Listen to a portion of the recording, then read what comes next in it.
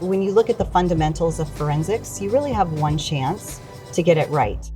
The theme of this year's AAFS meeting is back to basics, prioritizing both the fundamental science at the core of forensics and the practitioners who make this work possible. Here to tell us more is Joanna Collins, our AAFS President. Welcome and thank you for coming. Let's talk about this theme. What does back to basics mean to you? Well, much like what you just said, back to basics really is just focusing on the fundamentals of the individual sciences.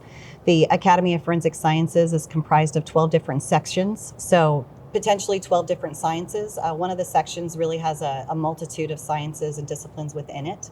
So there's a variety of individuals here, and each one has its own fundamentals and its own foundation. So really focusing on that so that you can then successfully employ that science for a good resolution. Last year, the conference focused on technology. How does back to basics build off of that experience from last year? So it builds off of it from the perspective of the ethical application. You know, we covered that last year as well, but really focusing on what is available now. How does that change the ability to employ that science? How does it change the outcome or make maybe some of the work easier, but still focusing on the true application of that science and making sure that you're abiding by the standards, you're abiding by policies, procedures, those types of things. Let's talk a little more about fundamental science. How does that fit in and why is that so important? So in this day and age, you hear stories all the time on the news about the wrongfully convicted or crime labs that have mishandled evidence or the testing process or whatever the case might be. Mistakes that are made, mix-ups that are made. Once you start an investigation, you know, it starts at the scene typically. Whether the scene is a body, whether the scene is a physical location, it starts there. So when you look at the fundamentals of forensics, you really have one chance to get it right. And each individual, each discipline, each person who is part of that process, it's critical that they, number one, understand their job. Number two, understand how that goes into the next stage of the process and ultimately how they can present that in a court of law for whatever the correct justice is. So that's the process. Let's also talk about the second part of this theme, the people. Tell us about what you're focusing on for the people who do this important work. So the people are those that actually put the science into practice. Without the people, we would just have concepts.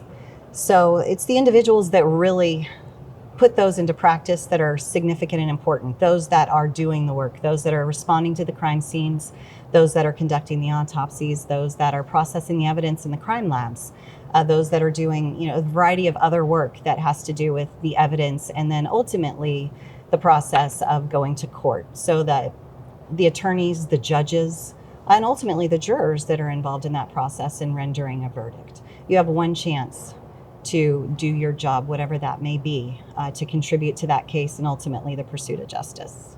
That work has to take a personal impact as well. Is that something that you're going to talk about at the conference? Absolutely. That is part of the focus of this conference, is taking care of the scientists and the many times under-recognized impact and toll that this type of work takes on it, whether it's PTSD, whether it is burnout, secondary trauma, those types of things. You're dealing with individuals many times on their worst day.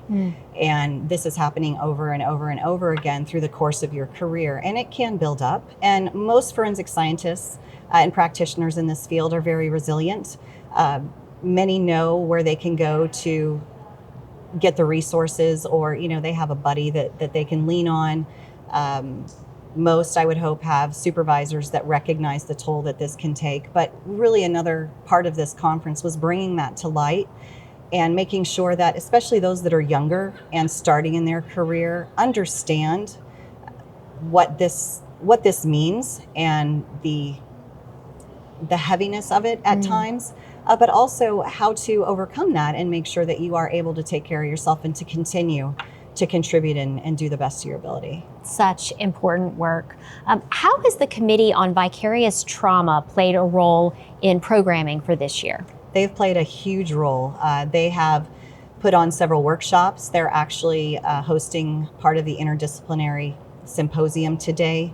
They are presenting at the plenary session tomorrow. They did a survey of our membership earlier this year, a questionnaire that went out just asking individuals about the impact of their work and whether they felt they were supported. And those results were published in a paper in the most recent Journal of Forensic Science. So it really came full circle. So we were able to talk with our members and to show really what our membership has gone through, but also resources that can be used and different avenues for them to consider in their well-being. What do you hope people attending this year will bring home back to work with them when they leave? I hope they bring home the energy and the understanding of just how important it is that you do your job. Whether you, and I know nobody here does this, but whether you work at McDonald's, be the best McDonald's worker that you can be. If you're a plumber or an electrician, do the best thing that you can, the best job that you can do. Here in forensic science, it is paramount that we follow those foundations, that we follow the standards that are published for those particular sciences and implement those so that justice can be served. Joanna Collins, AAFS President, thank you for joining us today. Thank you for the opportunity.